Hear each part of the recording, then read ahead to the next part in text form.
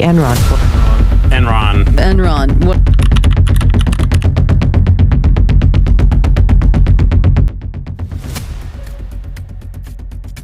A company that sold nothing, made billions, and got bankrupt? I mean, what the hell was that? Think of it like this. Assume yourself as a business person and imagine you establish a corporation, one of the biggest corporation of the country. You get the name, you get the fame, you get all the wealth you worked for, but you want more. So you pivot your company into a gambling center and it got bankrupt in less than a month. Sounds a little crazy, right? But Enron sounds far more insane than that. A company that made billions of dollars working hard for years and got bankrupt in less than a month. 20,000 employees lose their jobs. One suicide, millions of people faced financial crises. This is the story of Enron. The story begins with Kenneth Lay, the mastermind of the scandal and also the founder of Enron, the seventh largest company of America. Lay grew up in a poor family. His dad was a Baptist priest. But young Ken had bigger plans.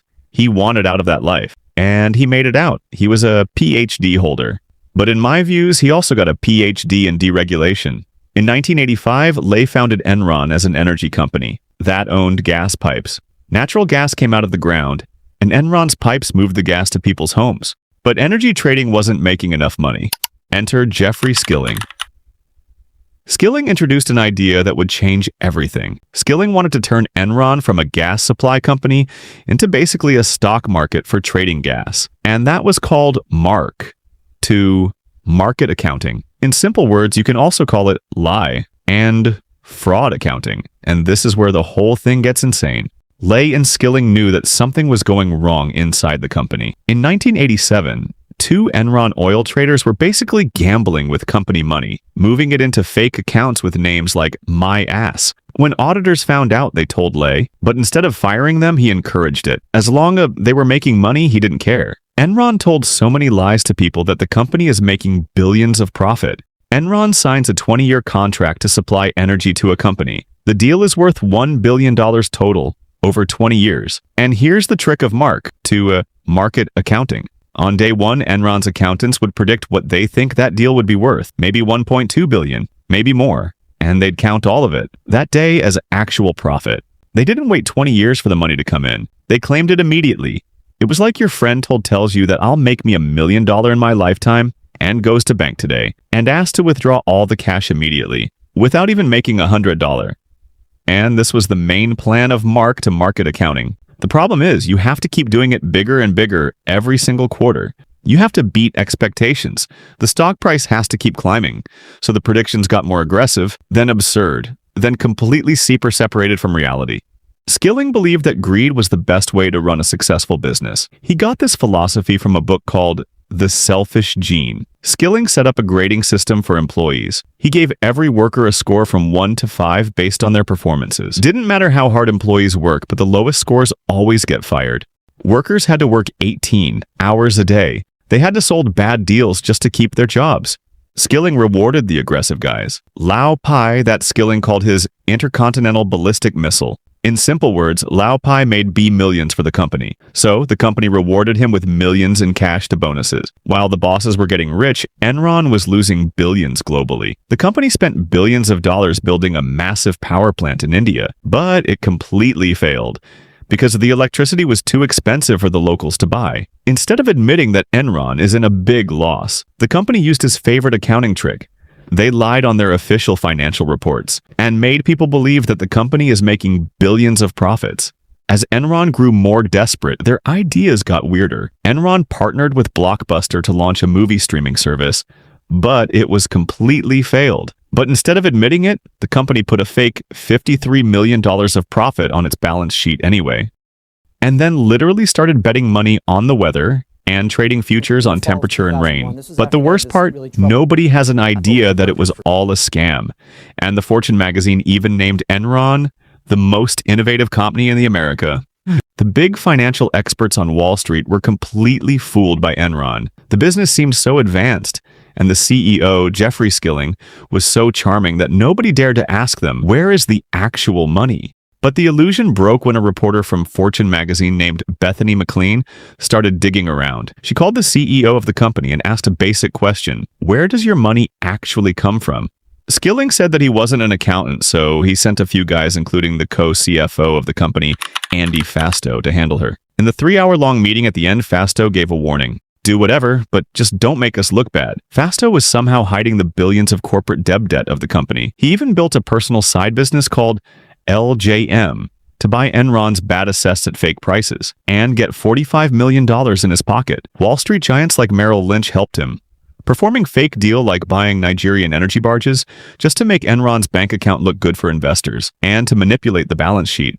But Lay and Skilling knew this couldn't last forever, so they needed a new gold mine to keep the fraud going, and they made California their next hunt. In 1996, California changed its laws to let private companies buy and sell electricity in a free market. Enron saw this as an opportunity to manipulate the entire state's power supply for cash. By 2001, the stress of hiding Enron's lies was driving CEO Skilling crazy. He came to work looking messy and unbrushed, and he even lost his temper, literally calling Wall Street investors idiots for asking questions. Enron knew how to squeeze every last dollar from Californians' pocket. Kenneth Lay even said in one of his speech, "It doesn't matter how many rules you Californians make. I've got a bunch of smart people here that will figure out how to make money anyway." In August 2001, Skilling suddenly resigned. He said, "It was fine when I left." And then an employee named Sharon Watkins. She worked under Fastow. She wrote a 7-page letter to Kenneth Lay exposing everything and detailing the fraud of shell companies, hidden debt, and impossible accounting. And then the Wall Street Journal published a news story exposing Enron's dirty deals to the world. The government stock market police, Securities and Exchanging Commission officially stepped in and investigated to look at Enron's books. The stock market freaked out. Shareholders panicked. People rushed to sell. Lay tried to calm everyone down. He told employees the company was in strong financial condition. Meanwhile, a few blocks away, Arthur Andersen, Enron's accounting firm, was shredding paper. 1 ton of documents on October 23rd. But it was too late. In less than a month, the stock went from $90 to $1 per share. Investors lost around $60 billion. Everything fell apart within a month. Around 20,000 people lost their jobs and medical insurance. 1 suicide. But executives paid themselves $55 million during the bankruptcy, and the year before the collapse, they'd cashed out $774 million. One of the top executives from Enron pocketed $30 million from the scam, and then drove his Mercedes down a quiet street and shot himself. CFO Andy Fastow testified against everyone else to save himself, walking away with 6 years behind bars and $23 million in fines. 29,000 innocent people lost their jobs overnight. Kenneth Lay was sentenced 45 years in prison, but he died from a heart attack a month before his sentencing. Jeff Skilling was sentenced 24 years in prison, and during this time period, he lost his parents and son. Skilling only served 12 years in the prison and released in early 2019. But here's where the story gets uncomfortable. When Skilling got out of prison, and within 2 months, he was setting up a new company, and Lau Pai was even helping him. The SEC banned Skilling from being an officer of any public company. But as long as his venture stays private, there's technically nothing stopping him. Enron, the biggest corporate fraud in U.S. history. Billions of dollars stolen. Thousands of people lost their jobs. 1 suicide. Executives went to prison. Everything just collapsed in less than a month. But then one of the main architects gets out and just starts over. During all that growth, nobody asked where the money was really coming from. And now, Skilling trying to get back into the energy game, maybe we should ask that question this time.